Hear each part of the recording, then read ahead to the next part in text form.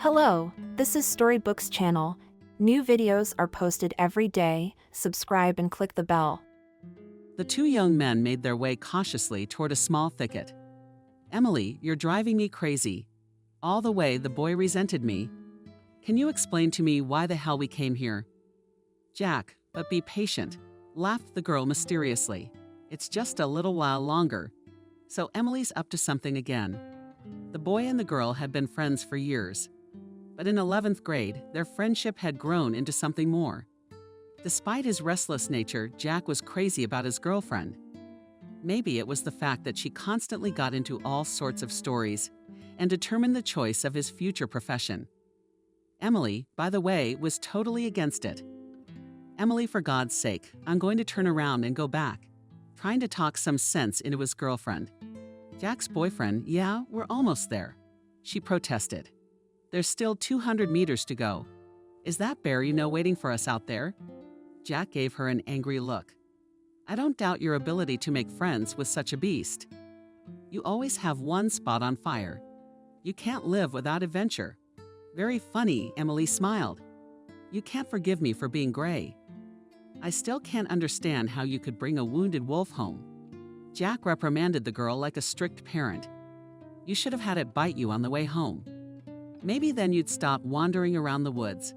"Jack, stop lecturing me." She gave the boy a stern look.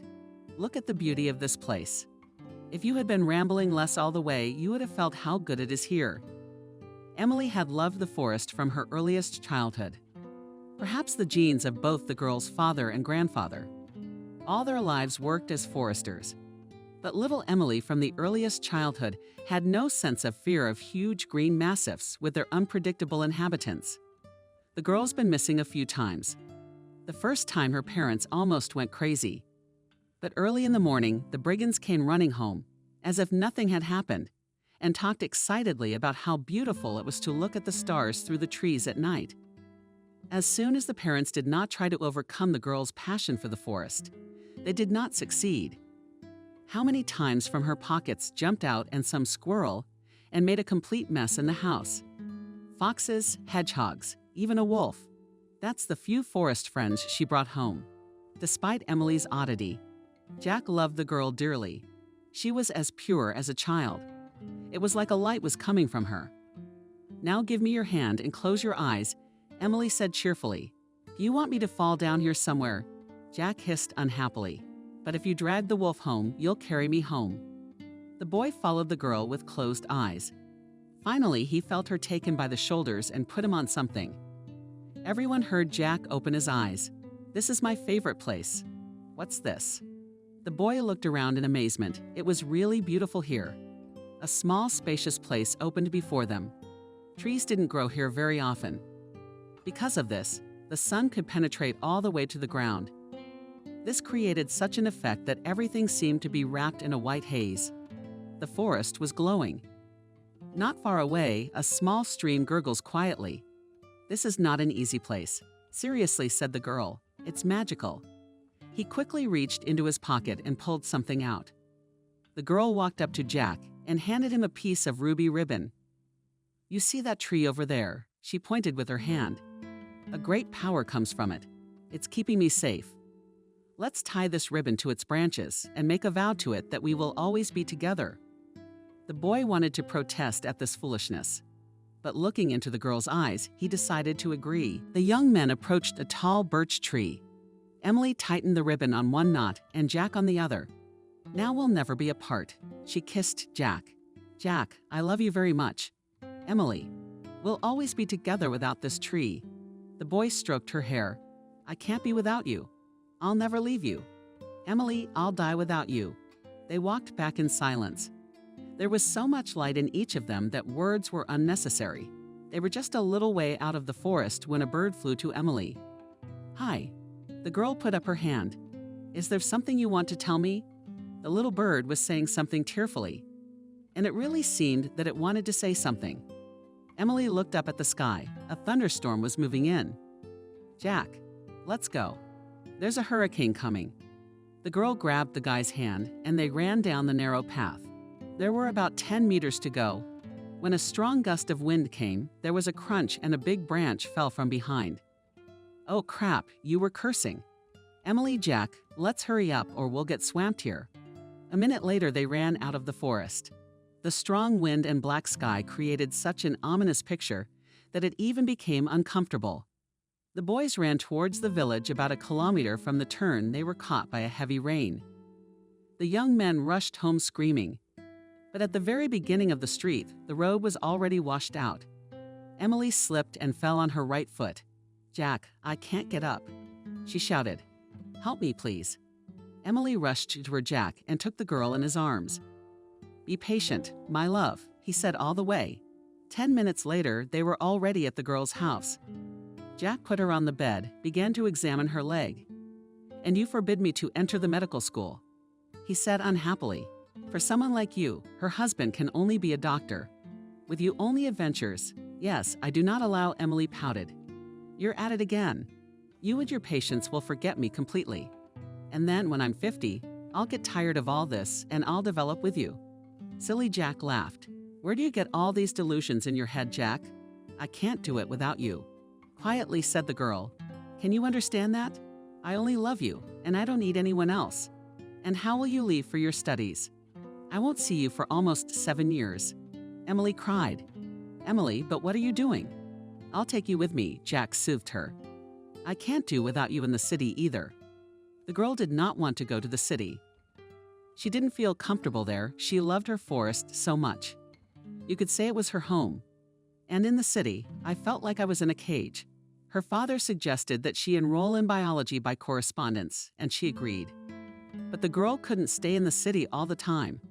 On the other hand, for as long as she could remember, Jack had wanted to be a surgeon his whole life. I could understand how important that was to him. The question wasn't even about his studies. The only thing the girl was afraid of was losing him. It seemed to her that when he went to the city, he wouldn't need her anymore. He would have other interests. Perhaps he would meet a city girl, and then Emily was even afraid to imagine what would happen then. But one thing the girl knew for sure was that without Jack she would die. Jack hugged the girl tightly, boys, sobbing. You're all I have. May flew by quickly. It was summer in the yard, but for the guys it was exam time. Jack and Emily were taking the same subjects, but the guy had to get the highest score possible. The medical competition was big. And Jack's parents were the simplest village people, so they had no money for their son's education. The boy worked part-time to buy gifts for Emily and raise some money, so for the first time, he would have enough to live in the dormitory. Math was already finished, and Emily began to run away to the forest more and more often. She found peace there. She knew that after the exams, Jack would go to the city to enroll, and she would not see him for almost a month. The forest gave her strength to prepare for the separation. It encouraged her. Well, here's Jack leaving in 2 weeks, she sighed and wiped away her tears. And I'm going to apply for correspondence courses in a month. So we won't see each other until mid-August. Emily sadly sat near the stream, closed her eyes, and leaned against a large tree. It was as if the girl had dissolved. She became a forest herself. A stream flowed through her body and her hair. Birds sang. Emily felt a door open in her heart and streams of light poured through it. His father had said that they had a strong witch doctor in their family. No one remembered exactly whether it was his great-grandmother or his father's great-grandmother, but someone from the village still remembered it. How it came to Emily's father. The woman had some kind of gift. Not only could she heal, but somehow she could talk to animals. Legend has it that robbers came to this village from somewhere. They began to rob the locals and then to kill them. Local people came to the witch doctor and began to ask her to talk to the higher powers about protection. The woman closed her eyes and remained silent for a long time. I can't do anything about it, she said sternly. Our ancestors themselves once came to this place and slaughtered all the locals. So they came back to us. People looked at each other and could not understand her words. Everyone was indignant that they had nothing to do with those old cases. The woman smiled mysteriously and said nothing. Some more time passed, and the Cossacks began to take away cattle and beautiful women from the village. Again, the people went to the witch doctor. God. One old man turned. If we are guilty for our ancestors, we are ready to admit it. Let the higher powers take our lives, but keep our children and women alive. We promise to honor life from now on and never do bad deeds. There will never again be theft and violence in our village. The healer looked at the people carefully and closed her eyes. After a few minutes, her face brightened.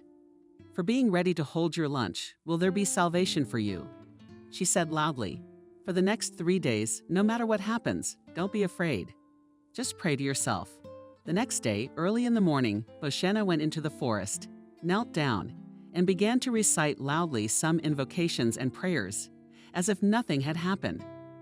Cossacks came to the village and began to rob the village.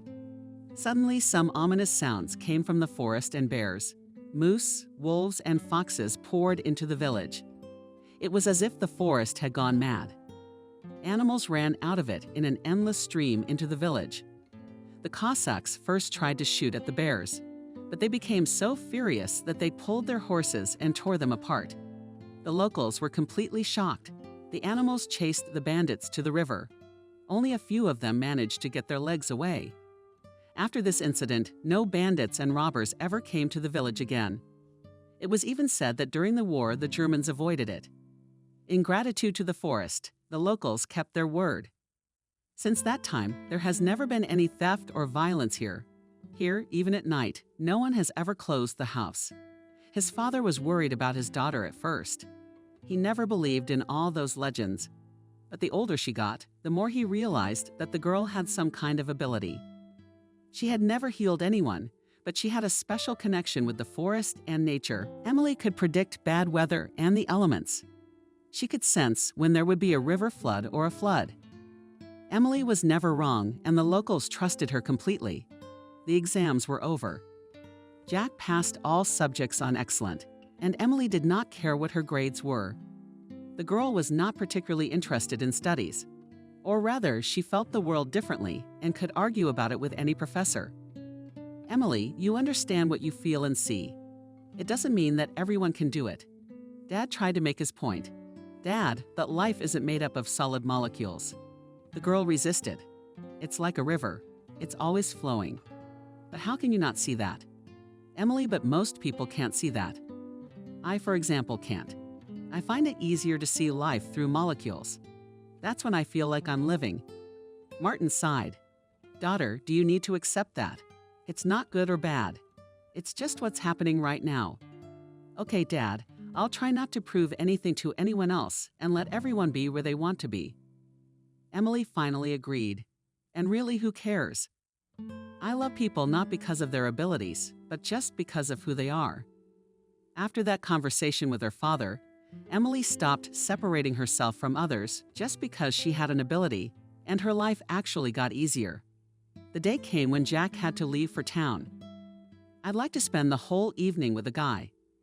Jack, I want you to know I'll be waiting for you through my tears, she pronounced. Emily, as soon as I finish my 3rd year, we'll get married right away. He looked at her sternly. I'll be able to get a part-time job then, and you can get a job in our reserve. Dad's already talked to the director. In a year, they agreed to take me on part-time. The girl smiled. So I will study and work at the same time. Well, you see, I'm very happy for you. Jack kissed her there. After 3rd year, we'll think about kids. We're going to have kids. Emily said in astonishment. Jack, do you really want children? But you're just like a little child. He looked at her reproachfully. I don't just want them.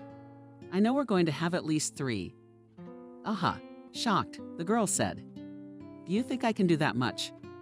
You can, Jack laughed. The main thing is that they should not be like Mom in everything. At least, not all of them, or we'll run through the woods to catch them. Emily laughed and hugged the boy. They were so different, but something inside them connected them. Both of them had the feeling that they had known each other much longer than they thought. For the first few days after Jack left, Emily was going crazy. She disappeared in her grove all the time. She would stroke their ribbon and cry. But the woods would quickly bring her to her senses and the girl would calm down. The guy had a very difficult period in his life. At the university, he was told that only a few places were free, and despite high scores, the commission could refuse Vanya. The guy was under a lot of stress for several days, but a miracle happened. For some reason, he was chosen out of 2 people. I did joyfully, shouted into the tube Jack. I love you so much. Jack, congratulations. The girl was happy. What a good boy you are. Emily, I'll be here for another week. I need to sort out my paperwork and my dorm. And then I'll come right back. Jack, I have to leave next week. Sadly, she said. So we'll see each other only in August. Emily, I'll be there for you, he said suddenly. So we'll see each other soon. Sweetheart, don't worry. Universities that entered, the guys were in different cities. Jack entered the Federal State Medical University, and Emily entered a correspondence course at a branch of a university in a neighboring city. That's why Emily was so worried. She planned to come to you, but still they would be separated by a great distance. The girl had a few days to live when Jack came to visit her. Emily was madly pleased with him. They decided to walk around the city, and then Jack would go home. Emily stayed with a relative in town for the duration of the paperwork. From the village to the city was about 80 kilometers, so the institute was not far away. But to Jack, the girl had to get almost 12 hours. How happy am I for you and for me? Joyfully hugged the girl. We are independent people now. Hooray! We have a free life. Are you sure it will be free? The girl laughed. As far as I understand, it will be 100 times worse than at school. But we won't have to depend on our parents anymore, Jack argued. Of course, I love Mom and Dad, but in comparison with them, I look at life in a completely different way. If you and I live together, Emily said sadly, then yes, but I will still live with my parents. You're far away now. Evu. Well, we have to learn something new in life. Jack protested, or you're gonna get a bitch one of these days, and you'll go off with someone else. Don't even think about it. She gave him a stern look. Don't look for an excuse to get rid of me. Emily, on you what? The guy laughed and hugged her tightly. Oh my God, how silly. How stupid am I? You'll probably never grow up, or maybe that's why I love you. Emily, you're all I need. Even if you ever leave me, I'll never find anyone else. Seriously, said the guy. No one will ever replace you. The first months of school were very hard for Emily. She missed Jack very much. The boy had a very busy life. At first, he was a bit arrogant and thought he could easily cope with his studies. But as it turned out, the workload was just crazy. Not only did they have no time on weekends, the students didn't even sleep at night. It was necessary to learn so much that the brain at first just could not digest all the information. The bones of the shoulder are the head of the humerus, the malleolus, the greater tuberosity, the crest of the malleolus to the crest of the greater tuberosity to the deltoid muscle. I mean, I've been trying to memorize the humerus. Jack Jesus, it's just the shoulder. How do you even memorize that? The guy angrily threw his anatomy on the bed. The clock read 300 m. His roommate had been asleep for a while. He wasn't that interested in bones for some reason.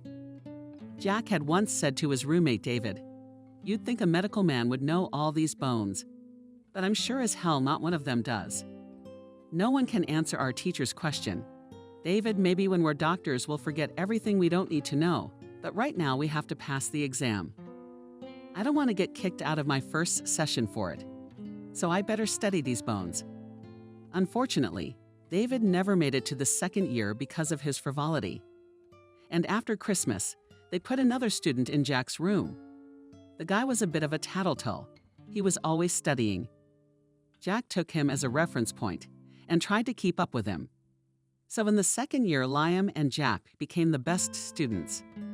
Surprisingly, Emily liked her studies. The girl enjoyed looking at all kinds of bacteria and microorganisms in the microscope.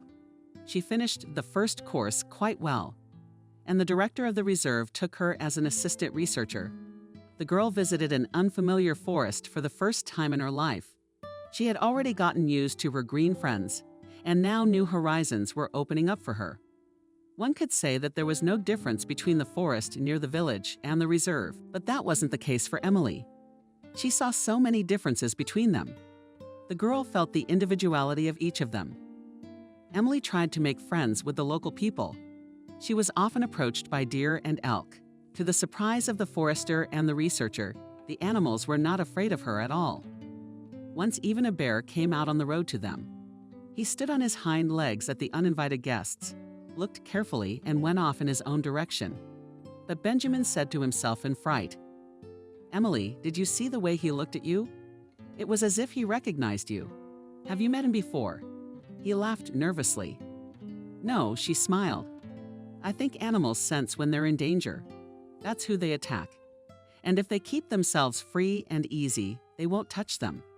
Yeah, try to smile when such a giant on its front legs in front of you." The researcher wiped the sweat off his face. "You're gonna forget your name." Emily was good at her job. She had mastered the necessary programs on the computer. The girl was capable of doing a lot of work on her own.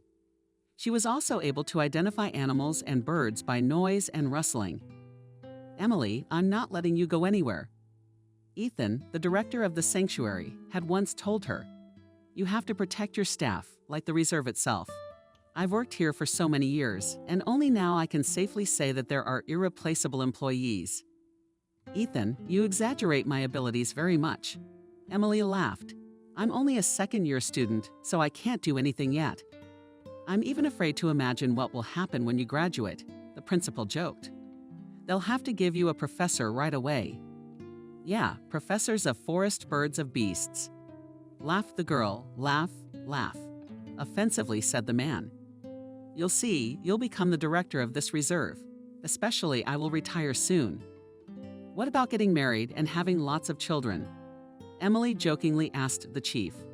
"Will someone like you have time for everything?" He laughed. "I'm amazed at how you have so much energy. You walk on your feet all day in the reserve, and then you walk another 10 kilometers home. Look, let's at least give you a bicycle." The animals in the reserve would laugh at me. Emily laughed. "They'll say I'm making the circus for them." "Yeah, or we'll have bears on bicycles." Laughing my ass off. Ethan. She loved working at the reserve. The team was small, but everyone, as they say, lived together. The forest area was huge, and there were not enough people. But unfortunately, every year the funding was cut and cut. And people did not want to work for such low wages. Only those who were about to retire were left. Yes, the locals were desperate. In general, the whole village of Lucchino was once surrounded by forest on all sides. But over time, most of it was cut down. On one side, they made a highway. On the other side, there was a ravine. After it, about 10 kilometers away, there was a protected area. At first, the reserve was staffed mostly by villagers. Even the first director was a local. But then the area was reduced and people were fired. They left only the most beautiful places, where mostly animals lived. His grandfather remembered how he used to catch poachers here. After the protected area was created, people from neighboring villages didn't pay any attention to it. They still hunted and cut down the forest here, but then they started to catch them. For 10 years, there was a continuous struggle, until finally the villagers gave up and stopped going to those lands. Emily missed Jack very much. Unfortunately, the vacation was so fleeting that they barely had time to just talk. The girl visited her boyfriend several times, but he couldn't spend a lot of time with her because of her intensive studies. "Jack, when will your studies be over?" She said to Eva on the phone through tears. "I can't do without you anymore." "Emily, I'll be in my 3rd year soon, and then we'll decide." "When we're married," the boy answered. "I'm so tired myself. Sometimes I even regret that I went to medical school. I feel like I don't belong to myself anymore." The dimmed light fell on the 2 young women at the steam table. Every now and then they brought large glasses to their mouths and talked animatedly about something. Permission to treat the lovely ladies. A man approached them. "Thank you, but we were just leaving." One of the women answered, took her bag and got up from the chair. The man looked at them in surprise and gave them a disgruntled look at the door. How annoying they all are. The tall brown woman with the long braid was already cursing. "It's written all over his face that he's selling himself for one night. And tomorrow he'll wake up in your bed. And he'll be asking for money for his services. Jenna, find yourself a normal man." My friend said unhappily, "You're the one who chooses them. It's nobody's fault. You do not understand me," angrily replied the woman. If you had everything in your life, you wouldn't understand what you need from yourself. That's how I can buy everything I want from any man. But it's not the same. I'm sick of all these Alfonsos. I want true, pure love. But where will you find it? Lily laughed. You can only see it in a movie. And that's only if there's a happy ending. I want some innocent boy to love me, Jenna said dreamily. Do you understand that? Well, okay. She paused. Let's say you find one. He will be 20 to 25. What's a 50-year-old man gonna do with you in 10 years? Well, first of all, in 10 years, I'll only be 45. Secondly, I have enough money to look 30 even at that age. The woman argued. I'd like to meet someone like that. I'd have him all to myself. Jenna, let's say you did meet him. And it just so happens you're not his type, Lily reasoned. What could his taste be? Laughed the brown girl. Only money has taste. You can buy anything with it. And if you don't buy it, her friend persisted. You said yourself that he should be as pure as a tear. You can't sell it for money, that's for sure. But then there's another way. Painful, of course, but no less effective. The woman said mysteriously. I have a wonderful father, and he will certainly never leave me in trouble. Jenna, do you know what you're talking about? Lily was angry. You want to be loved, but you want to get it at any cost. You think a guy this pure can be forced to love by force? I don't care. Jenna screamed in anger. As long as I find one. And there he will be with me by choice or by force. I don't care at all. Lily, unfortunately, had known her friend for too long and realized that she was telling the truth. She still remembered how Robert had gotten away from her. They were in their 4th year at university. And if the guy had not suddenly been offered an internship abroad, Jenna would have married him by force. She was so annoyed with her father that he even arranged with the police to put something on the guy so that he could be blackmailed. Jenna was the daughter of an oligarch. She was the only child in the family, so from childhood the family fulfilled all her whims. Her father loved his daughter so much that he never refused her anything. Jenna was so spoiled that she did not want to do anything in life. She finished the most ordinary institute on her head. The girl was dumb, so the father, no matter how they tried the institute, did not pull. Jenna, of course, had a diploma bought there. And in general, her father had ordered her 5 diplomas from the most prestigious universities in the country. But the girl never studied in them. After a failed wedding with a classmate, parents wanted to marry their daughter to a very rich businessman. But Jenna started such a scandal that her father abandoned the idea. The girl preferred free relationships, and official marriage always seemed to her a prison. Jenna jumped from one bed to another. As she grew older, she preferred younger guys. William realized that Jenna was already 35, and the woman still hadn't settled down. Jenna, my girl, I once said, I'm a father, but you've got a family to think about. You want to pick someone from our midst or pick someone else, I don't care anymore. But your mother and I want to nurse our grandchildren. I'm begging you, but get married already. I will, she answered boldly. When I meet the one I want, then we'll get married. Do I promise you? Never. The father said with annoyance in his voice and left his daughter alone. The women decided to take a little walk. Drink and alcohol hit them in the head, and they began to see themselves as philosophers and the summit of destinies. You are wrong, unexpectedly said Lily. If you want to find a normal man, then why do you go to all these bars and clubs? Where do you think you will find men? My friend laughed, but not in the park, exactly. All good boys sit in cafes, go to the movies, and walk in the park, answered Lily. So you have to start there. Otherwise your life will be good all the time. From tomorrow you and I will start going to student cafes. Jenna laughed. I can imagine their faces. 2 beauties in short cocktail dresses walk into the cafe and sit on a chair, foot on foot. They're all going crazy in there. No, her friend looked at her sternly. You have to show up in a modest long dress without screaming makeup. Wipe off your awful salad. And a good boy needs a good girl. Do you understand?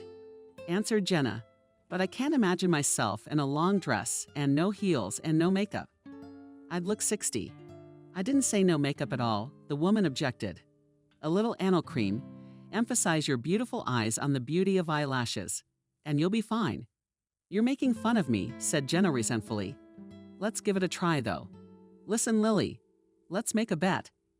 If I find someone like that, I'll give you a week off. In Turkey, a friend haggled for 10 days. I'm gonna be helping you with this event after all. Okay, 10 days. Jenna laughed. So where should we start tomorrow? First thing we'll do is go to the Coconut. That's where a lot of students hang out. It's a cheap cafe, so it's probably full of good provincial boys. But let's do it, girlfriend. But I won't get up before 1 o'clock. You know me. You do. Lily objected. They have a lunch break at 12 o'clock, so you'll have to get used to the daytime. Are you sure you want me dead? Resented Jenna and added, well, for some good boy. Okay, I'll do it. It was about 11 o'clock when the woman tried to sell her eyes. The alarm clock had been ringing relentlessly for an hour. Jesus, what do you want from me? Jenna said and disconnected the phone. Can you please leave me alone? No sooner had she rolled over onto her other side. How did the phone ring? Lily's friend's number came up. What's wrong with you? She asked, irritated. Why are you calling so early? Jenna, did you forget? We're going to the Coconut tonight, Lily said unhappily. Leave me alone, scolded her friend. All right, but next time you start whining, don't count on me anymore, she said angrily. Okay, wait, Jenna said faintly. I'll be right there. Wait for me outside the cafe. Jenna had been looking at herself in the mirror for 10 minutes. She had a disgruntled look on her face. God, I look like a grandmother, the woman resented. The woman was wearing a long skirt and a blue t-shirt. On the back of her head was a large ponytail. Jenna actually thought it would be much worse. Of course, she didn't look 20 years old, but she could be in her mid-30s. Okay, she waved her hand and left the room. I should put on my glasses so no one would notice me like this. The whole town will laugh at me later. Jenna said in surprise to her mother. Did something happen to you? She said, looking at her daughter from head to toe. I'm fine, she answered quickly, ignoring my outfit. Lily and I are going on a job tonight. Do you want to rob a bank? Kelly laughed. Yeah, smiled her daughter. I don't look much like Jenna like this. How can I put it? The mother joked. If I hadn't seen you without your outfit, I probably wouldn't have recognized you. The woman said well and whistled and went outside. Jenna jumped into the car and drove to the Coconut Cafe. Lily was already waiting for her at the door. You should have worn white, she laughed. Are you a woman or what? Why did you wear that sundress? Unlike you, I'm a good girl, modest. I don't go to bars and nightclubs. Seriously answered her friend. Well, Jenna objected. Tonight we'll see how you'll read books at home. Let's go. They entered the cafe. There were no free tables, of course. The whole place was packed with students. Mostly guys. Wow, Jenna's breath caught. I like it here. Look at those guys, she whispered in her friend's ear. They must be high school boys. The boys are so prominent. Oh my God, what a handsome blonde. And you didn't want to go. Lily said proudly. You won't find them in your club. There she is, the innocence itself. Jenna decided to practice and, passing by the tall blonde, dropped her purse. Oh, thank you. She thanked the guy when he picked it up. It's so crowded here, it's hard to even walk. The woman lowered her eyes in embarrassment. Through her lashes, she could see the stranger looking at her. He wanted to say something else, but his friends called him and headed for the exit. The blonde man turned back all the way to the exit. Wow, screamed Jenna with delight. Where have you been before? How cool are they? They have such beautiful young bodies. Jenna, when are you going to think about your soul? My friend sighed unhappily. When I'm 70, how far away is that? Don't stop me from enjoying life. Where to now? To the movies? No, to the movies in the evening, replied Lily. Now we're going to the park. It's a different strategy, of course, but it's also possible to interest a decent student. The women had been walking in the park for more than 2 hours. Only now, after the lecture, students started to show up. Shall we get started? Jenna rolled up her sleeves. How do you like these two? I think they're okay. I like the smart ones. They were about to approach the young men when suddenly one of them's cell phone rang. The guy picked it up and stepped aside. Oh shit, you were cursing, Jenna. If only it weren't for his idiot phone. The other guy walked alone to the exit. The women sighed unhappily, went back to their vantage point. Lily, that's probably enough for today. Jenna sighed. God, I'm so tired. She said quietly, it's like I've been plowing all day. The woman looked down at her clothes and laughed. She pulled her skirt up higher. But her friend immediately protested, put it down now. Lily said sternly, did you come here to lure guys? That's right. The woman laughed, but not to look at the birds. Her friend lowered her skirt to the ground. Lily got up from the bench and they walked to the beginning of the park. Jenna was waving her arms, but suddenly her foot caught on a rock, and the woman, tangled in her long skirt, fell to the sidewalk. You're not mistaken, are you? She heard a voice right above her. The guy on the phone was standing in front of her. Let me take a look. Don't worry, I'm a doctor. Or rather, a future doctor. Jenna smiled contentedly. The woman already wanted to rage at her friend, to insult her with the very last words. But the stranger charmed her so much that she just cheered up. Just like that, the guy said something, putting it on her knee. Everything would be fine now. The bruise will hurt for a few more days, and then the sore will heal. The guy helped Jenna up and sat her down on the bench. He made sure the woman was doing well, and after saying goodbye, he left. It's him, closed his eyes, pronounced Jenna Lenka. I found him faster. Let's go to our bar. It's an occasion to be celebrated. Now the main thing is not to scare him away. Behind the flying tongue advised her friend Lily. Do you guys have to meet again by chance in the park? Do you absolutely have to thank him? Yes, answered Jenna, and sushi the rest of your glass. Tomorrow we have to wake up after today, and the day after tomorrow we will go to the park again. The women had a great time all evening, and by 3 a.m, they finally made it home. Jenna had had her own apartment for a long time, but she still slept over at her parents' house at times. The next morning, the woman couldn't understand why some strange man was sleeping next to her. Who are you? Through a terrible headache, she said. What are you doing here? Hello, baby. Just said the stranger and went back to sleep. The man came to his senses only in the evening, and Jenna finally kicked him out with a scandal. Lily dialed her friend's number. You're alone because I have a man sleeping here. Yeah, me too, she answered grudgingly. I only remember that we were sitting in the car and someone approached us. Then the doors to the car opened and someone got in. That was it. I don't even know how we got home last night. You were wasted. Yeah, and I see Lily's friend tried to laugh too. My head hurts so bad. I'll see you all tomorrow. That's how the friends had spent their leisure time for years. But Lily had a family compared to Jenna. She got married in her 5th year. At the time, she thought it was what they called happiness. One day, Jenna came to visit her and they went to some club. The girls got very drunk and spent the night with some strange guys. Lily's husband found out and left. She wasn't a bad woman. But her affair with Jenna poisoned her whole life. Yes, her friend helped her buy an apartment and gave her money all the time, but there was a price to pay, and Lily paid for her freedom with her life. She had never lived. 2 days later, the women went to the park again. To their surprise, they met that guy again. But are you feeling better now? Carefully, he asked Jenna. Well, yes, it's early in the healing process. But I'm sorry, but I didn't even thank you last time, the woman said timidly. Let me do it now. Yes, it was my pleasure, the young man replied. I'm glad I could help you. And yet let me invite you for a cup of tea. Jenna looked at him with innocent eyes. Please don't refuse me. All right, modestly replied the stranger. Let's have tea. Only I won't be long. You'll have to excuse me, said Lily. Jenna, but I have to run. Let's meet tomorrow then.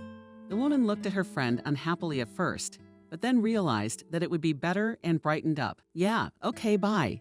She kissed her friend on the cheek and walked with her boyfriend towards the cafe. You said you were studying to be a doctor. The woman asked with interest. Aren't you scared? She laughed. To be honest, I couldn't do it. No, not at all. The young man smiled.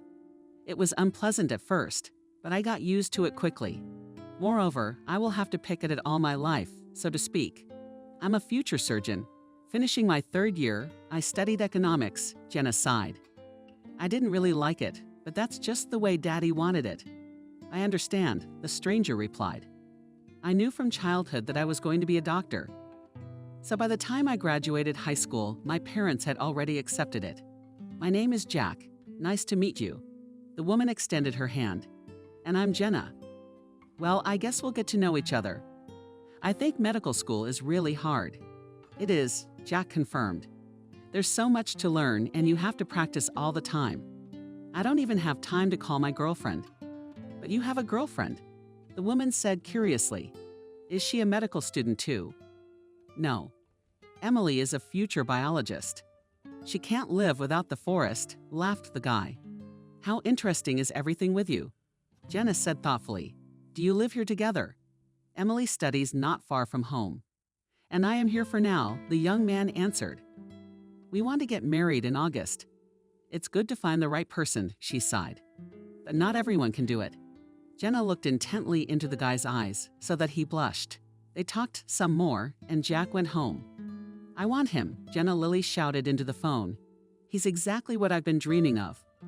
But he already has a girlfriend, and he's getting married soon. Her friend said hesitantly. To hell with her. Jenna laughed. Now listen to me. I need to get sick right away. You have to meet him in the park and ask him to examine me on my behalf. You got me all right, Lily said grudgingly. Jenna, I don't like all this. You're an idiot. She cut her friend off roughly. Didn't you help me find him? So be happy for me. I found my happiness. Jenna, it's not your happiness. The woman protested, but she knew her friend too well. A few days later, Jenna received a phone call at her apartment. She barely got out of bed and opened the door. Jack, thank you so much. The woman barely spoke. I'm so afraid to tell my parents yet. My mother is so doubtful. They just dragged me to the doctors. Jenna, I'm sorry, but I'm not a real doctor yet. I was trying to explain the situation. Jack, so I can't guarantee you that I'll come to the right conclusions. That's okay. You'll know right away if there's a problem or not. That's the most important thing for now, the hostess replied. Jenna took off her robe. Jack blushed, his hands were trembling. Everything he could, he examined.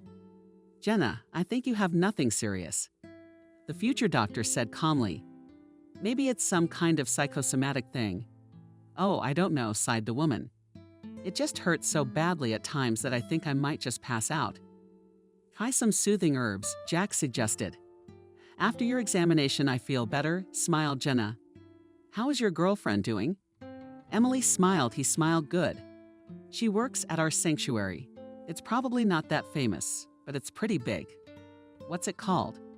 The patient asked with interest. Or doesn't it have a name? Is it a free reserve? The boy said calmly. It is not far from the village of Luca is located. Aren't you afraid that your Emily might not be alone there? The woman looked at Jack slyly. You're here, and she's there. Things happen in life. No way, smiled the guy. Emily and I love each other. As they say, only death can separate us. Neither Emily nor I can betray each other. The hostess thanked the guest for his help and wanted to pay him money, but he did not take it. The woman was not herself after the guy left. Jenna became obsessed with Jack. She hadn't seen him for a week, and she thought she was going crazy. Jenna, what's wrong with you? Her friend asked fearfully. Are you really in love with him? Lily. I have a feeling that if I don't see him again, I'll just die. The woman sobbed. I don't know what's happening to me. I just want him. Jenna, he's not a toy. He's a human being. Lily tried to calm her down. I don't care. Furious, screamed Jenna. I want him to be mine. If anything, I'll get Daddy involved. Lily perked up. The woman knew that Jenna's young father had more than just good connections. He could get any man out of his way with impunity. Since that day, a heaviness had appeared on her soul. God, what's going to happen now? Lily thought. They won't let the poor guy live in peace now. We're all just things to them. Jenna's gonna play him and then dump him in a year. I know her. And the guy will be left with a broken fate. Why did I make up this whole thing? It's all my fault. A woman killed them. Jen is used to getting everything she wants in life. The failed wedding left a deep scar in her heart. And it wasn't that she loved Robert. It was just that for the first time in her life, she had the experience of being rejected by someone, which she felt so defeated and ashamed that she made a promise to herself. never to experience such a thing again.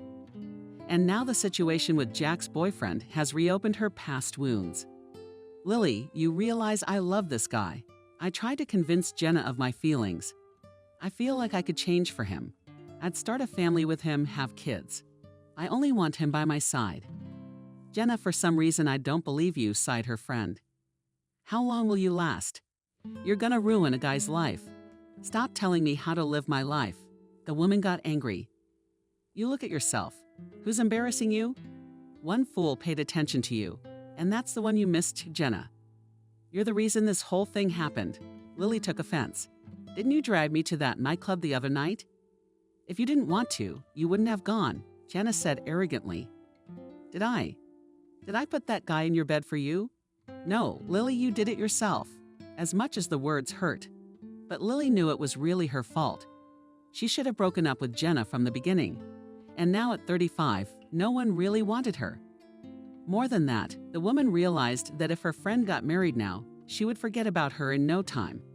She needed Lily for fun, for company, but Jenna would never stay with her if she had something better. Lily, make an appointment with him, her friend begged. But you have his number, right? Call him yourself. The woman refused, invite him over, and tell him directly. Jenna did so. A day later, Jack came to see her again. You could tell the guy wasn't happy.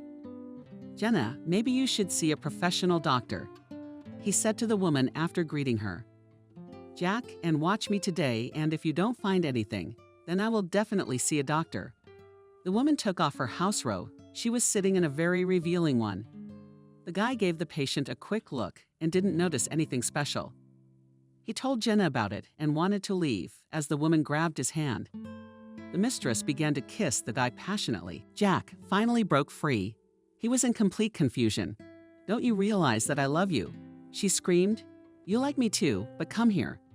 Jenna, you must have misunderstood something. Jack tried to justify himself. I have a fiancée. She's all I need. I'm sorry, but I don't love you.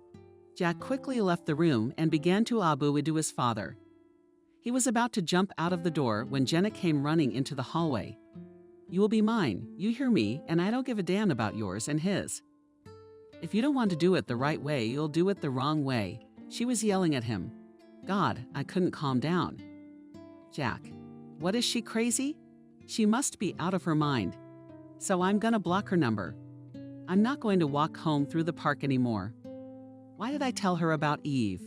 And that I'm studying to be a surgeon? What an idiot. It took Jack a long time to calm down. After that day, he got a bad feeling. He blocked my phone. Jenna sobbed into her friend's phone. Jenna, come on, yelled at her. Lily, you're not 20 years old, you're a grown woman. You wanted to play a little game, you played a little game. That's fine. Can we just forget about it now? No, I'm not gonna let it go. Lily, he turned me down. She yelled in anger like some street girl. Jenna, he's just a kid.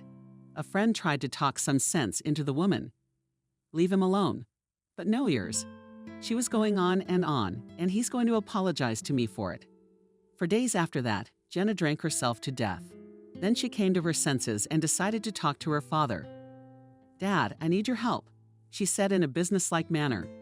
You said you wanted to have grandchildren. Jenna, did you find someone? Her father ran up to her excitedly. Yes, but she didn't say anything. But some underage girl stole him from me. Could you deal with her? Jenna, yeah. If your man left you for someone else, then maybe to hell with him. The father tried to have a calm conversation with his daughter. But he'll come back to you, and then he'll leave you again for another little girl. He's the one I want. Cold. She looked at her father. Are you going to help me, or am I going to suffer? All right, you're my treasure. A man stroked Jenna's head. Who is she? Her name is Emily. She's the cool one at the sanctuary, the woman said coldly. Tell the guys to talk to her so she'll forget about Jaska forever. Don't worry, I'll take care of it. William smiled. I'll do anything for your happiness. Jenna was satisfied. She dialed her friend's number and arranged to meet her at their favorite bar. So, shall we celebrate our victory? Jenna raised her glass. You'll see. In a few weeks, he'll come to me and apologize. And if he doesn't, well, maybe he will need more time. She realized. But I'll wait for another month. Jenna laughed and recalled her glass. The women, as always, had a good rest, and the next morning they could not remember what had happened to them last night. Yeah, we don't mind. Ethan looked at the two pumped-up men. You can drive your Jeep, but you'll have to pay to enter. Your guide Eva was recommended to us, said one of the men. We are willing to pay for her escort as well. Emily doesn't usually give tours, the director shrugged. But if you need a guide directly, I'll ask her. The man went into the office of the research assistant. His assistant was typing something at the computer. There are two guys who want you to accompany them by car. You show them the most beautiful places. Asked the girl head of the reserve take a walkie-talkie and checkers just in case. Emily replied well and threw her sweater on and left the table. Hello, my name is Emily. The girl introduced herself to the guests. I will show you some very interesting places. The strangers smiled. Suddenly, there was a strong wind. The girl looked at the sky. There was not a single cloud in it. The leaves of the trees seemed to whisper something. The forest wants to tell me something, Emily thought. I have to be careful. Do you have some kind of miracles here? A man said in surprise. It was so quiet. And then the wind came up. Yes, it happens here. Emily smiled. Here you can meet not only moose, but also bears. So we have to be on our guard. No way, laughed the other. Well then, let's hurry up and go. I want to see the bear. The girl got into the car, and in a few seconds a whole flock of birds flew to her and began to bat at the window. What's it like here? Kind of creepy. A guest was freezing in the front seat. All right, let's go. I hope nothing supernatural awaits us anymore. Emily had a strong premonition that something bad was going to happen.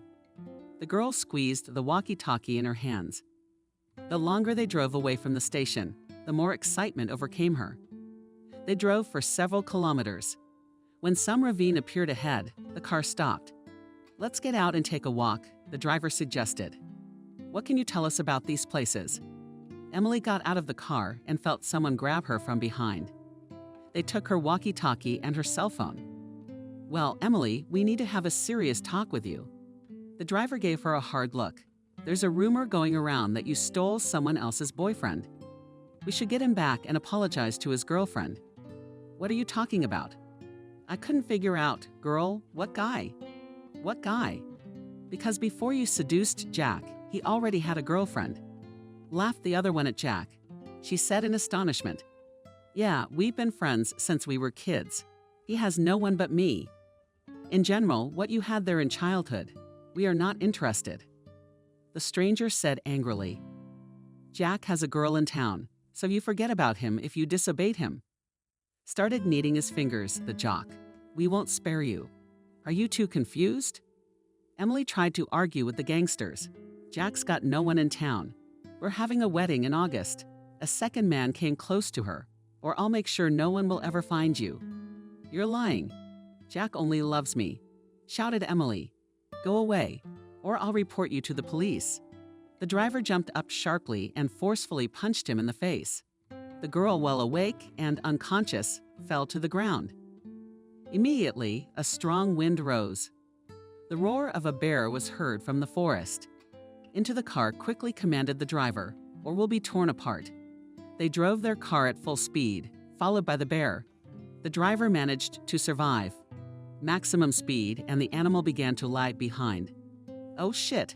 There was a voice under the cliff. What am I supposed to do now? They didn't see me. Oh, what to do with her? A young woman appeared on a small bump. She was wearing prison clothes. On her chest was a badge and her number. The woman took out her map. She recalculated the distance. We have to do something now. They'd be looking for her soon. Bigley was nervous. They look alike, don't they? She looked up at the girl's head. The woman quickly constructed some kind of stretcher, and he was dragged on it.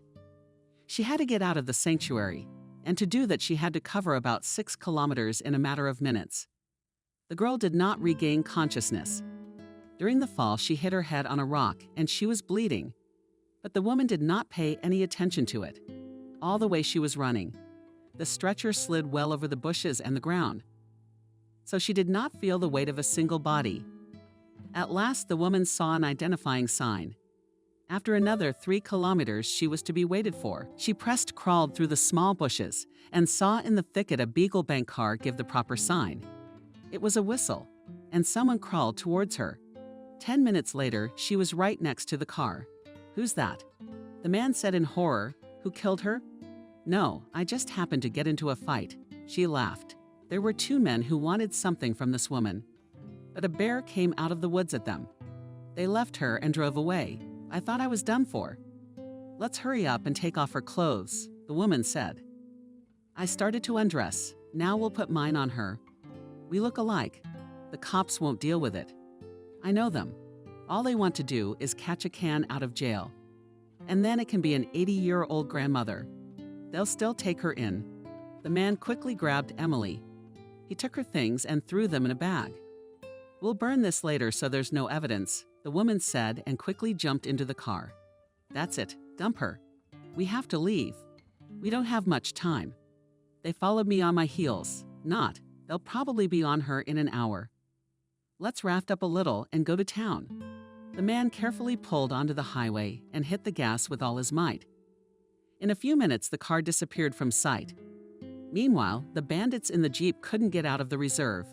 They were turning here and there, but it was like there was no road. What the hell? The driver was cursing at some enchanted forest. "We're gonna run out of gas soon. What if that bear attacks us again?" 3 hours had passed when suddenly we heard the sound of the radio. "Emily, where are you? Answer it." The men heard it. "You've already finished your inspection. Can you hear me? Hello." The driver was screaming at the top of his voice. "There's a bear attacking us. How do we get out of here? We're lost. I don't know where we are, and where Emily is." There was the excited voice of a research assistant. "Emily, not with you.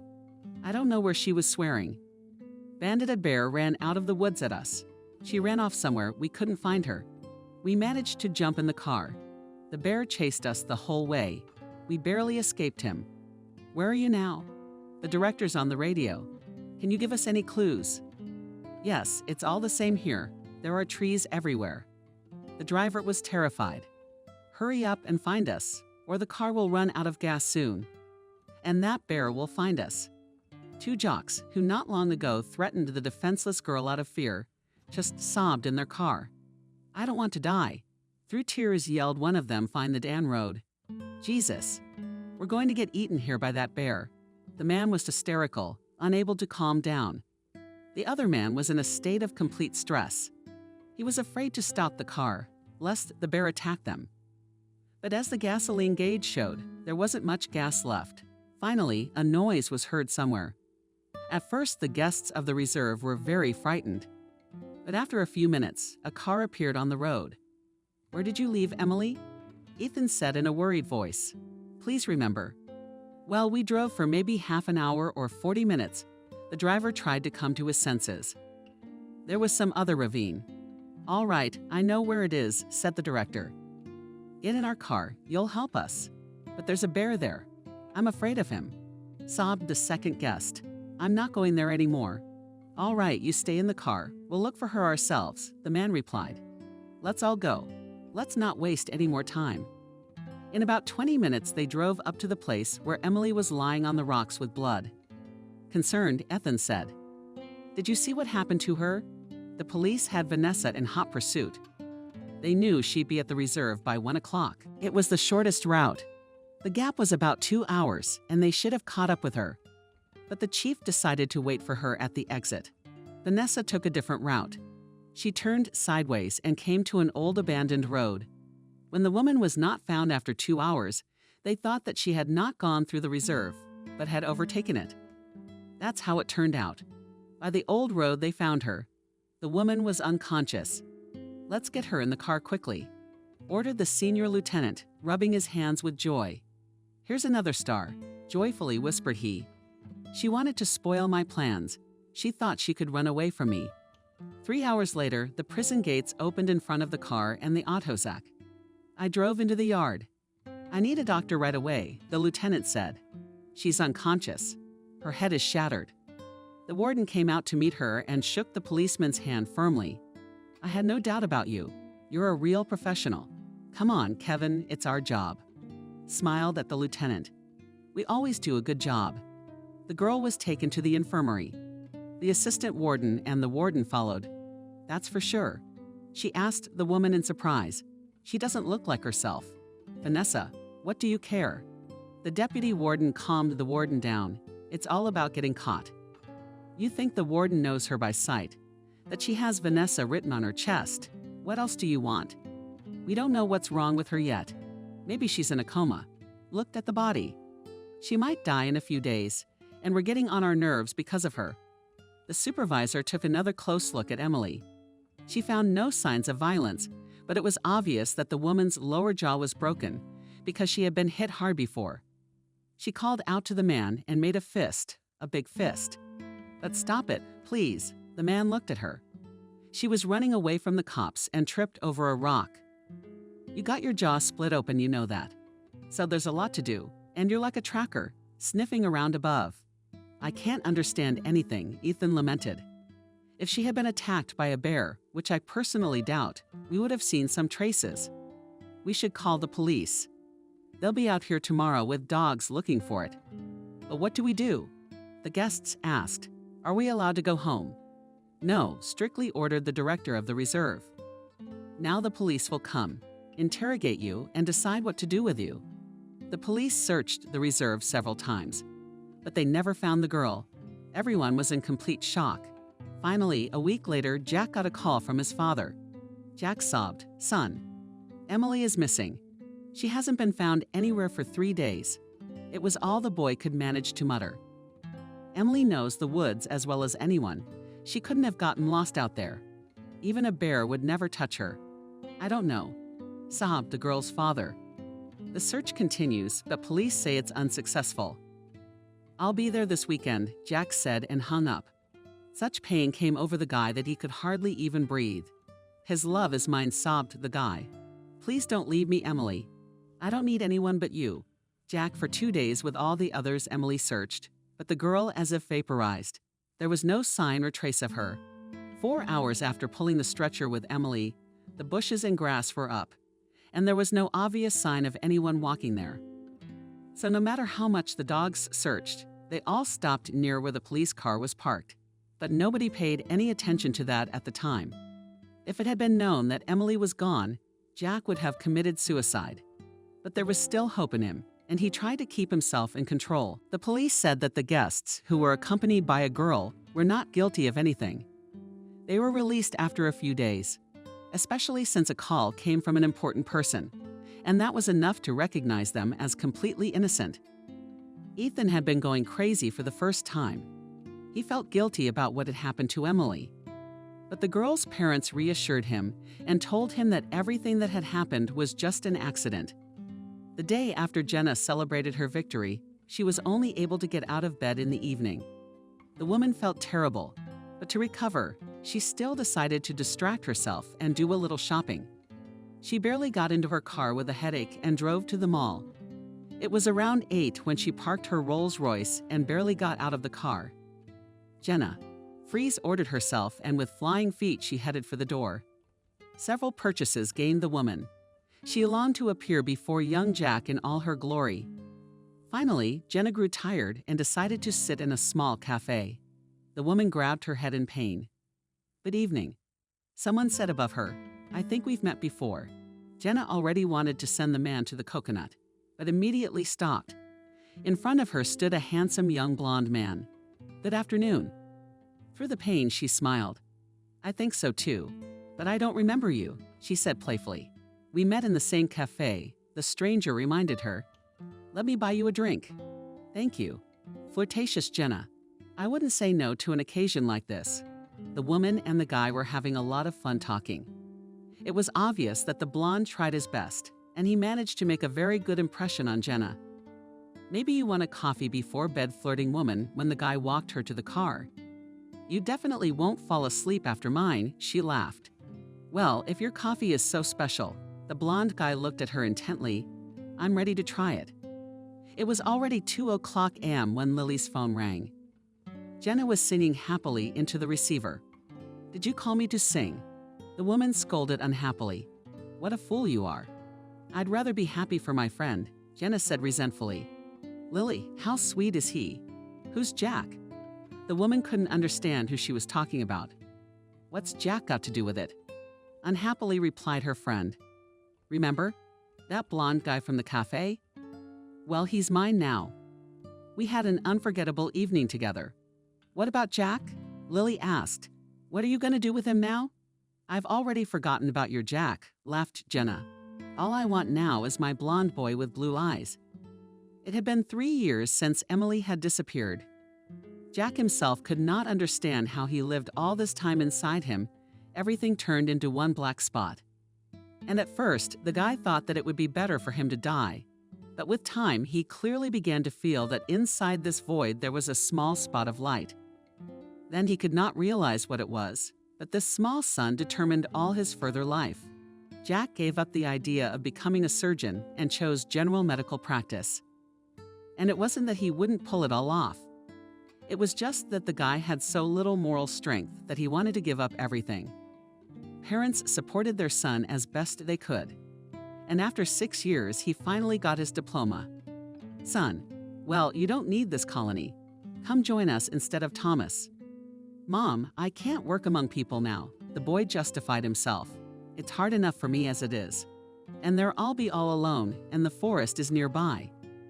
In fact, as soon as Jack heard that a doctor was needed in the General Regime colony, which was 120 kilometers away from their village, the guy's heart was pounding frantically. He immediately decided that he would go there. He was not frightened by the fact that he would have to work with convicted men and women. The young doctor was welcomed with open arms, and Jack began to put into practice the knowledge he had received at the university. The place was a bit gloomy. The territory of the prison was a little bit into the forest. So there were occasional escapes, but usually the escapees were easily caught and brought back. The forest in this place looked disgruntled, and often the trees were broken up and the elements felled, but a high fence and wires, sometimes creating a short circuit. The penal institution consisted of 2 parts. In one unit men were held. In the other, the female inmates never crossed paths. Each unit had its own yard and its own industrial premises. Men worked at locksmiths, looms women sewed. It's going to rain soon. She looked off into the distance. Girl Verka, how do you know all this? A young red-haired woman laughed. Can I check the weather forecast on you? The girl seemed strange to many people. In the beginning, when she was brought back to the colony, there were rumors that it wasn't her. But after a preventive conversation with the deputy of the prison, the women realized that it was better not to discuss this topic and began to call the girl Vera. When she came to, she didn't remember anything. Do you remember that you killed your husband? The red-haired Nancy asked her once. If you hadn't run away, you'd have been released by now. You had 2 years left, and after that they threw in 4 more. The girl didn't pay much attention to these conversations. She liked solitude and often looked toward the forest. The latter attracted her. I wish I could run away there now, Vanessa thought. It's like my home there. I think I know these places. During her walks, flocks of sparrows and pigeons flew up to the girl. It was the woman's yard that faced the forest, and that was what gave Vanessa the opportunity to live. 3 years passed after she was brought back, but Vanessa's memory never returned. The girl kept to herself and was not friends with anyone here. At first, the old warders looked at her with a sidelong glance, but in time she got used to her. It was October and the rains were falling. The prisoners were rarely allowed outdoors, and often the real elements played out. One weekend, a woman was walking in the yard. Vanessa got a bad feeling. The girl told about it to her acquaintance Nancy, who often hung around her. Vanessa approached the warden. Vanessa said to her, "The elements are coming. We better get in." She gave her a disgruntled look and remained silent. Vanessa left her and went back to her seat. Just 5 minutes later, there was such a squally wind that nothing could be seen. In an instant, a heavy rain appeared. The girl heard some screams, ran towards them. One woman fell down and begged for help. The elements were so strong that real chaos was rampant in the yard. Vanessa helped the woman up, but no sooner had she moved away from the place. She felt something fall on her leg. The branch was small, but the girl felt a strong bruise. Finally, everyone managed to enter the room. Vanessa limped over to the warden and asked to be taken to the sanitary ward. Vanessa scolded unhappily, ordered everyone to disperse, and after half an hour approached Vanessa. The woman pointed to the exit with her hand and led her towards the medical ward. "Jack, take a look at the prisoner Vanessa. I think she has a bruise." The leg was dryly pronounced by the warder, and turned the girl in. "Come in," said the young man, and when he saw his patient, he was stunned. "Emily." She limped to the couch and sat down. "Emily, what are you doing here?" Jack was trying to come to his senses. "We've been looking for you for years." "I'm sorry, but I don't know what you're talking about," the girl said calmly. "My name is Vanessa." "Emily, where did you get that from?" The doctor couldn't calm down. "I'm gonna call your father right now. We need to notify the police right away." "I'm sorry, could you look at it?" the girl said, as if she hadn't heard him. "My leg hurts a lot." Jack examined the patient's leg, applied an anesthetic bandage. "It's just a bruise," he smiled, looking into her eyes. "Emily, I'm so glad. I love you so much." The girl looked at him in fear. The doctor realized that he had scared her and asked her to lie on the couch for a while and ran out of the office. Kevin ran into the office of the head of the colony. "Young doctor, there's been some kind of mistake. You have a girl in jail for nothing. Her name is Emily, and she doesn't remember anything. We lost her 3 years ago and couldn't find her. And since she has complete amnesia, she must have been mistaken for Emily by Vanessa. We need to notify the police right away, and her parents were glad to see her too. God, how long have we been looking for her? And Emily was here by mistake all this time, by mistaken shock," said the supervisor. "I'm sorry, but we can't have mistakes. You must have gotten something wrong." "Well, she's in your unit." "Yes," the doctor answered quickly. "I'll notify her parents right away." "Wait, don't call anyone yet," Kevin ordered. "We need to check everything first." Jack Lucky returned to the unit. He was well aware that amnesia was a complicated matter, but it seemed to him then that he could help Emily to come to her senses. "Emily, I was talking to the warden." He approached the frightened girl. "Now they will sort everything out and let you go home. Don't worry, I'll help you. Everything will be all right now." About an hour later, the chief showed up at the door, and 3 other armed men. "Put the girl on the roof. Lock this one up tomorrow at 500 hours. Both of them shot for attempted escape." "It's cold," Kevin ordered. The doctor went pale. He couldn't even say anything at first. "What are you doing?" Jack said in astonishment. "You made the mistake of keeping an innocent man here, and now you're ordering her and me to be killed too. Are you out of your mind? Shut your mouth." The chief of the colony looked at him angrily. "I am the one who sets the order here. Are you trying to cause me trouble? You think I'm going to let someone prove I made a mistake? You idiot. I'd rather shoot you. I have the perfect correctional facility. We don't make mistakes. You got it. I don't let anyone meddle in my business." Jack rushed to her defense. One hit him, and the guy fell to the floor, trying to catch his breath from the pain. The other grabbed his arm and dragged him to a small room on the roof of the prison building. The door opened, and the girl was thrown to the floor with all her might. Emily caught on something and hit her head hard against the wall as she fell. Jack tried to do something, but his hands were tied. Phones, walkie-talkie, the warden took them away. The guy burst into tears. "God, I just found Eve, and now we're going to die tomorrow." Tears streamed down his cheeks. Emily loved. It was about 1 o'clock in the morning when the girl opened her eyes. The room was dark. The light from the yard lamps was shining through the small window. God, what happened to me? She tried to remember. Where am I? What am I doing here? It took her about half an hour to reconstruct the big picture. All I remember was falling when I was hit by that man in the preserve, and it felt like someone was dragging me. And then I opened my eyes and saw this colony, she recalled. I certainly hadn't done anything illegal. The girl tried to stand up. Her right leg was hurting badly. She raised her face to the small window and heard a strong wind outside. It was centered by the forest. "The house is mine. Help me," loudly said the analysis. "Save us." Emily stopped. She closed her eyes. first, she saw Jack's shining face and felt all his love. Then streams of light began to pour into her heart from the forest. A few minutes later, the girl saw Wolf on the hill. It was shrouded in a white haze of gray, shouted Emily, a wolfman and a friend. Help, Wolfie. Find me, Wolfman, save me. The wind seemed to grab her words and carry them to the nearest trees. One tree whispered with another and passed on the girl's message. So kilometer after kilometer, a wolf cub. The wolf heard and opened his eyes sharply. Wolfie, save me. The wolf woke up. The leader listened intently for a few minutes to the rustling of the leaves of the tall tree under which he lay. Then he stepped into the clearing, raised his head upward, and howled loudly. A moment later, rustling was heard in the bushes. The pack began to gather around the leader. The wolf looked at them carefully and again lifted his head up and howled loudly again. Then the leader ran forward. There were a few wolf youngsters left in the clearing. All the others headed after the ringleader. The wolf raced frantically toward the grove. The pack was in place, and after half an hour the animal came to an old birch tree and looked at it. Then the wolves drank water from the stream and set out on the road again. What the devil, swore Martin in his sleep. Are the wolves howling? He listened and was stunned.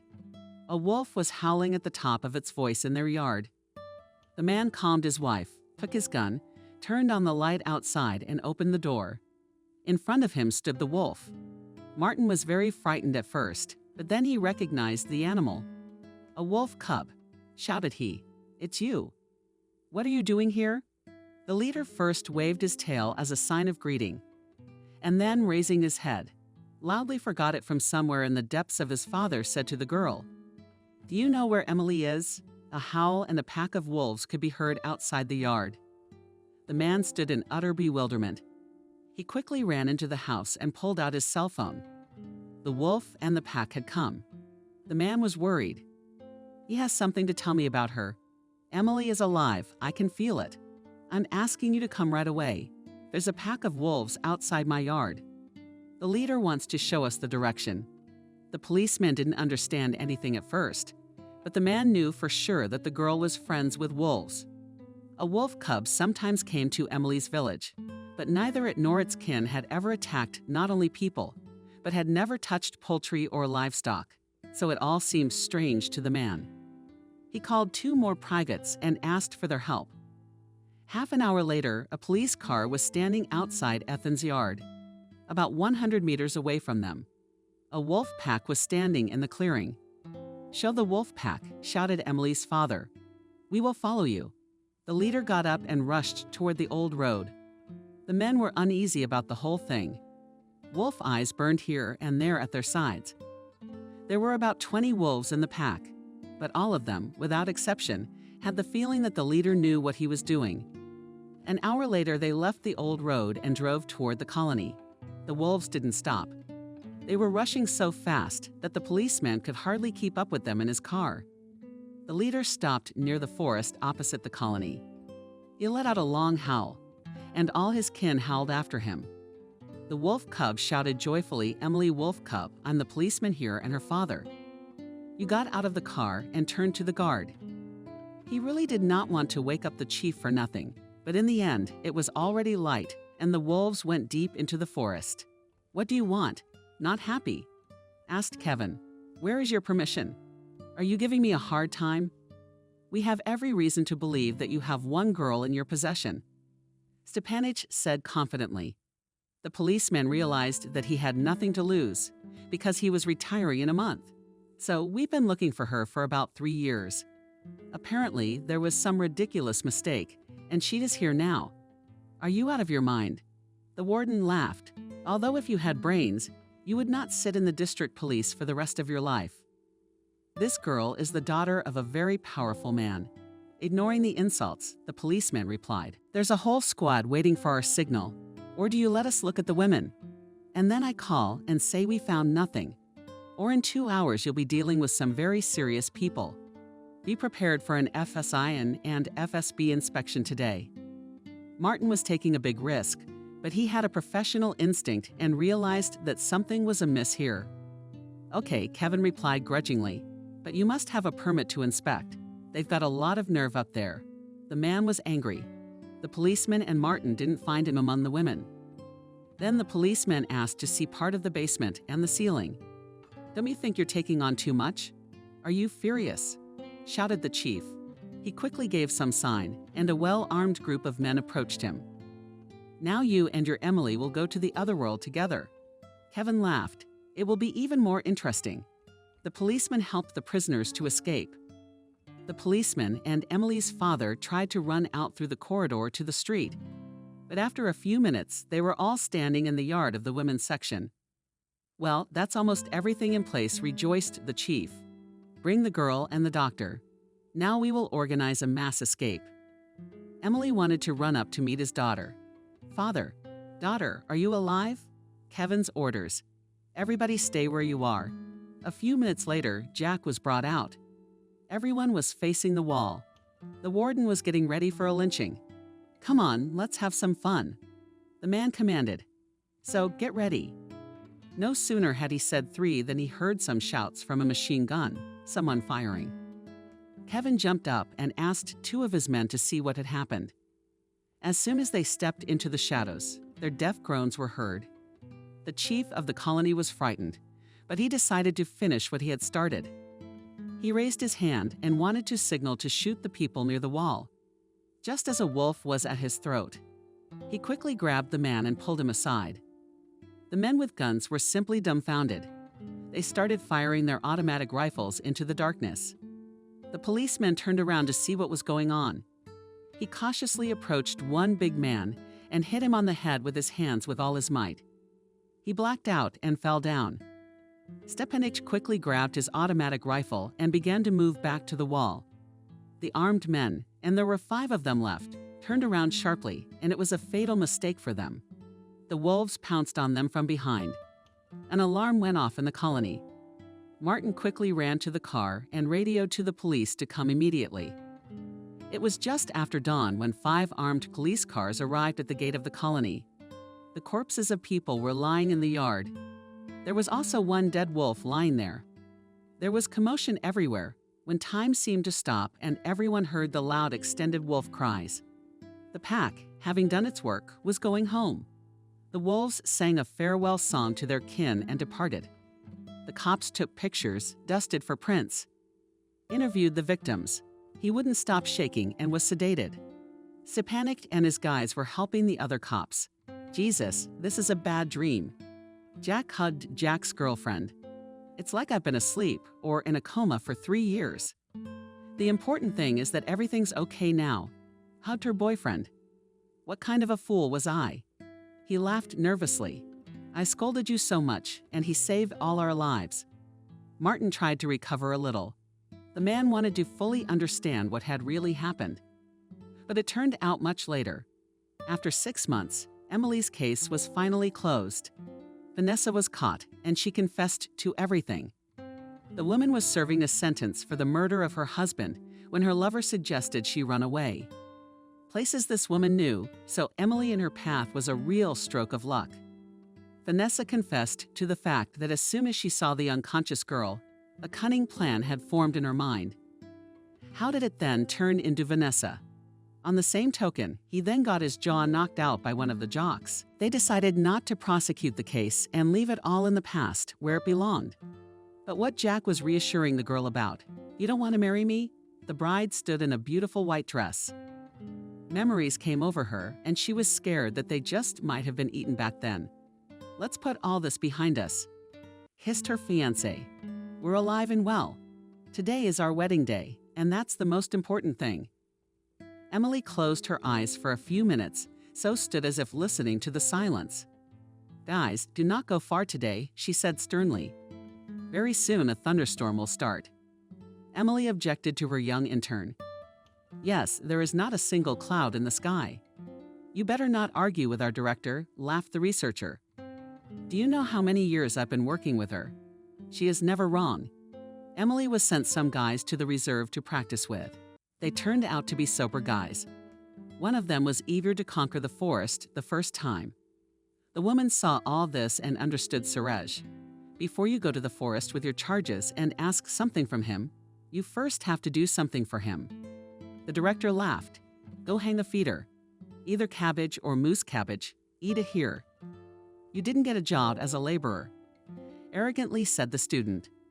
Despite the director's warning, the guy still decided to go deep into the forest. 10 minutes later, they came running back all about Mokshat and down to nothing. "Emily, how did you know about it?"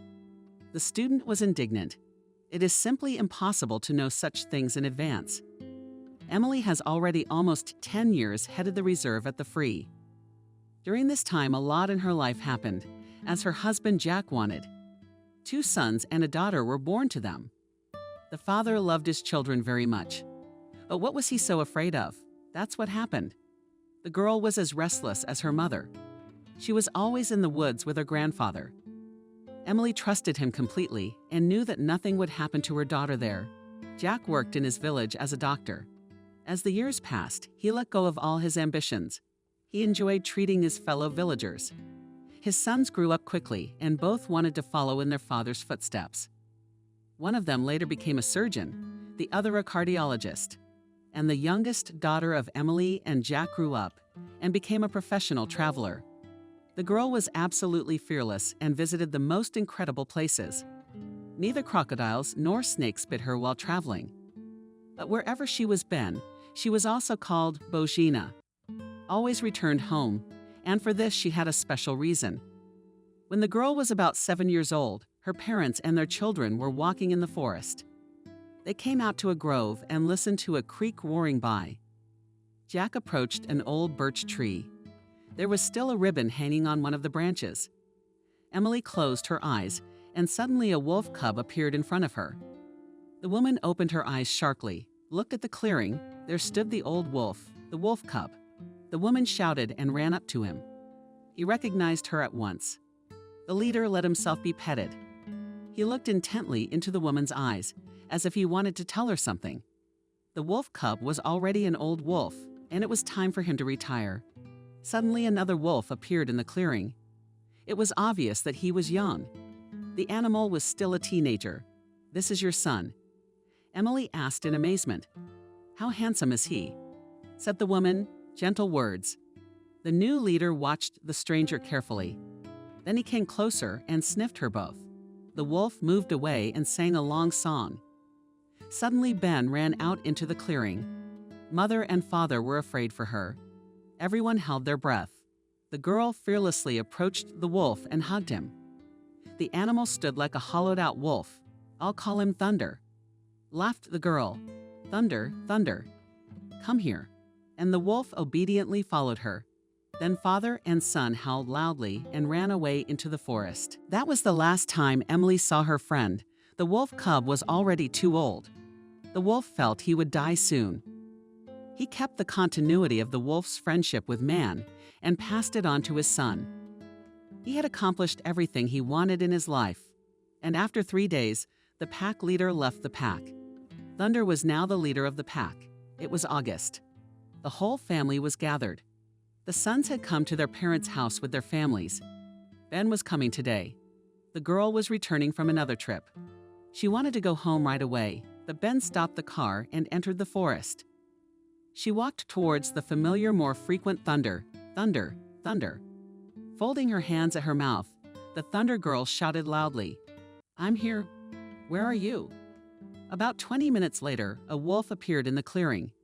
He happily waved his tail and threw himself into the girl's arms. "Yes, you eat." My favorite wolf stroked the owner of the animal. "What a clever girl you are." The leader looked intently into her eyes and forgot his song. Someone in the depths of the forest supported her, and the whole forest was filled with wolf howls. "Thank you for your greeting." Ben laughed. "I'm so happy to see you all too."